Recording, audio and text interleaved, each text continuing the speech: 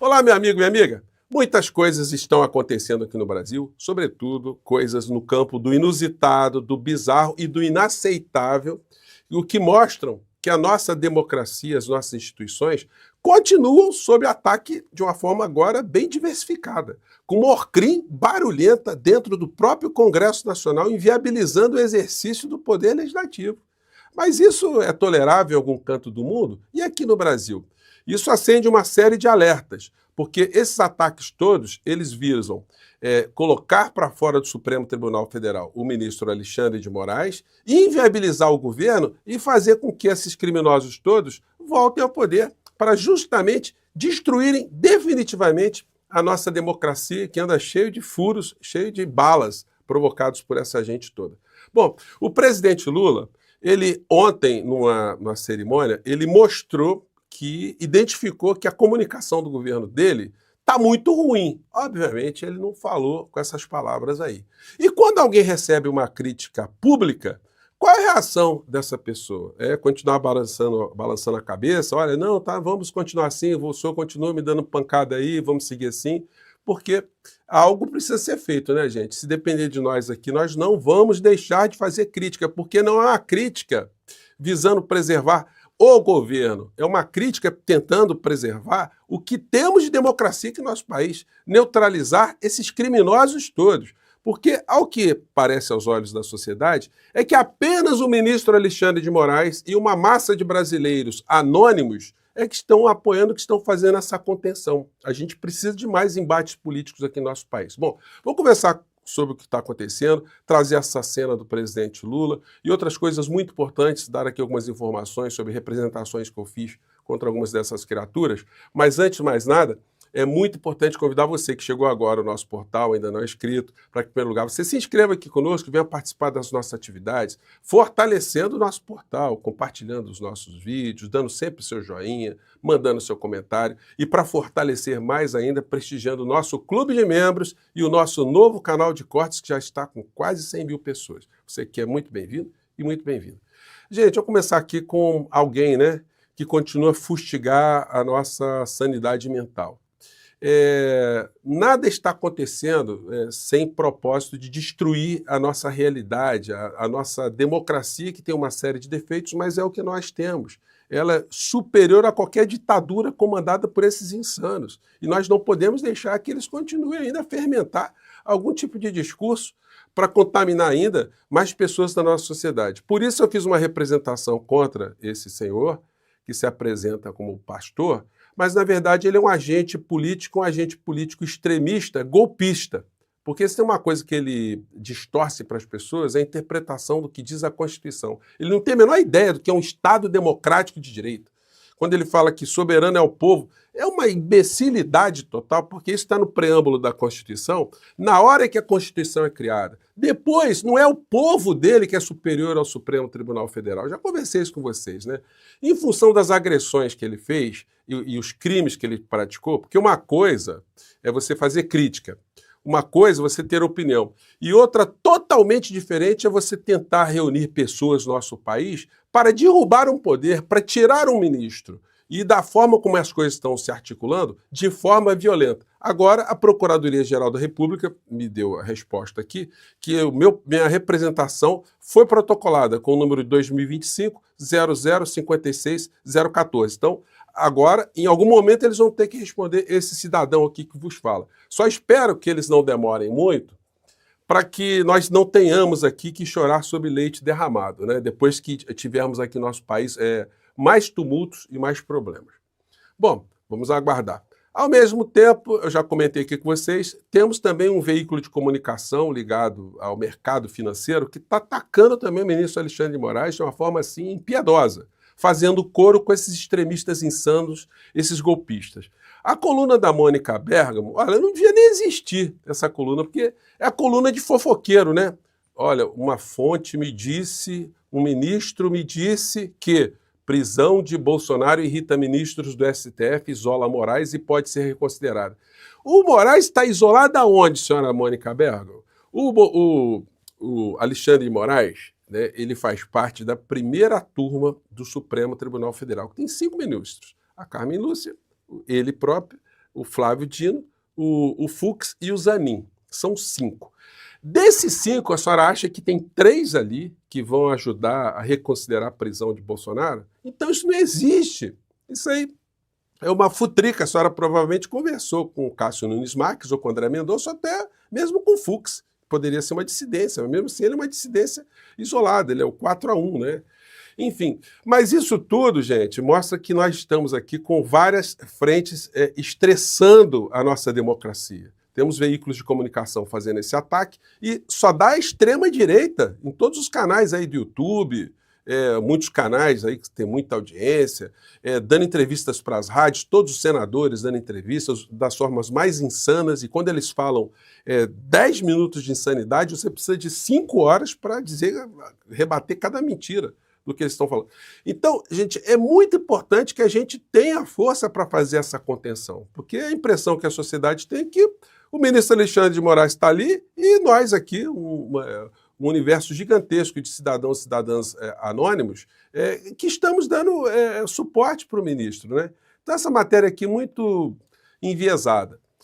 Sanches, mulher de Moraes pode ser sancionada pela lei Magnitsky, a lei Magnólia, né, como eu brinquei aqui com vocês. Gente, vejam só como é que está a coisa. As agressões estão vindo de forma coordenada por todos os lados. O ministro Gilmar Mendes veio a público para rebater esse tipo de coisa que a Folha plantou através da Mônica Bergamo. Nenhum desconforto, diz Mendes, sobre prisão domiciliar de Bolsonaro. E mais, ele falou de forma muito aberta, né? Está certo, o meu ministro Alexandre de Moraes está com apoio pessoal dele e, pelo que ele disse, da maior parte da corte, né? De forma muito firme. Com o apoio de ministros, Moraes não vai recuar sobre prisão de Bolsonaro. É isso aí que eu acabei de falar para vocês. Não tem recuo. Ministros reconhecem desconforto diante da falta de diálogo sobre a ordem de prisão ao ex-presidente, mas seguem ao lado do relator na ação do golpe. Pronto, não vai ter recuo. Gilmar Mendes defende Moraes e diz que não há desconforto com decisão de prender Bolsonaro. Repercutindo lá fora, entrevista de Lula ao New York Times quebra recorde de interações, onde o presidente Lula tem se colocado de uma forma muito aberta contra as posturas de Donald Trump. E aí o Lula é criticado com essa história, mas o Lula está dizendo hoje, né? O Lula disse, olha, não tem ambiente para conversar. Conversar como? O cara colocou o pé na parede, enfim, mais ou menos é isso que o Lula disse, né? Olha, não tem diálogo, vou tentar contato com os BRICS. Então, a imprensa que acaba pensando falas do Lula e vão passando para a sociedade também que o Lula não quer conversar, logo o maior conversador do planeta, alguém que quer conversar com todo mundo, que não se nega a conversar com ninguém, enfim. Mas se não há uma comunicação eficiente, é isso que acaba passando para a sociedade. O Trump deu uma sapatada na Índia, aumentou, já tinha taxado a Índia em 25%, e agora igualou o Brasil, botou 25% sobre a Índia, porque a Índia compra petróleo da Rússia. E o Brasil que compra fertilizante? Como é que vai ficar essa história? O Lula, pela última informação que eu tive, ele tinha agendado uma ligação para o Narendra Modi, né, o líder indiano. E o que mostra que os conflitos que estão acontecendo, gente, eles têm um entrelaçamento muito grande. E quanto mais informações nós dermos para o povo brasileiro, para a sociedade, para entender as forças que estão atuando nesse momento, os porquês, melhor, né? Então é por isso que eu bato nessa tecla o tempo todo. E o presidente Lula, na cerimônia, ele se queixou do Conselhão Econômico Social Sustentável, ele se queixou de comunicação. E aí o seguinte, o presidente Lula não tem nenhum conselheiro com ele, não tem ninguém que conversa com o presidente Lula? Ou as pessoas que conversam são medrosas, são covardes? Porque a gente só pode pensar isso, ou estão com más intenções. O senhor Sidônio não conversa com o presidente Lula? O senhor não diz para ele o que existe nas redes sociais? Aliás, um pequeno parênteses, né? A visão da Secretaria de Comunicação é de lidar com comunicação da forma antiga, para ser bem delicado, ou seja, colocando comerciais nas redes de TV, comerciais caríssimos. Eu pergunto, vocês podem perguntar todos os canais aqui do YouTube progressista, nós estamos nessa batalha aqui. Há alguém que tem comunicação com a Secretaria de Comunicação? Os principais formadores de opinião não têm essa comunicação. A gente tentou, fomos para lá, conversamos, já entrou para um ouvido e sai para o outro. Agora, não esperem que a gente fique calado também, porque o presidente Lula já está dando esse sinal aqui. Acompanhe aqui, veja se eu estou exagerando, gente. Eu digo isso com experiência do meu terceiro mandato. É que nós temos dificuldade, muitas vezes, de falar tudo o que está sendo feito. Nós temos muita dificuldade de falar. É muita coisa que acontece todo santo dia.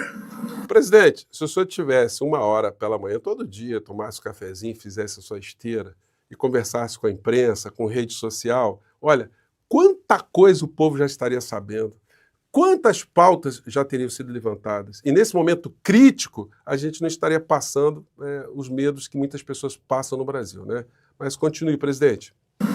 E o Sidônio tem comido o pão que o diabo amassou, porque recebe informação de todos os lados e nem há dinheiro para comunicação de tudo, e é preciso discutir comigo. Presidente, não precisa dinheiro para comunicação de tudo, só precisa ter contato com a gente aqui nas redes sociais. A priorização das coisas que são mais importantes. Mas já daquele dia que eu vim aqui, na última vez que eu participei, eu estava vendo o Haddad fazer um discurso. E o Haddad falou tantas notícias boas. O Haddad anunciou tantas coisas boas. Quais, presidente?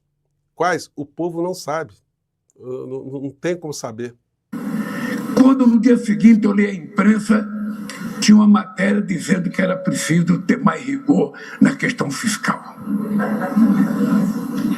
Ou seja, é porque quem olha de fora, pensando no dinheiro que tem que sobrar para a gente poder pagar os juros, tem um olhar mais pesado do que os outros milhões que estão de fora e que nem olham.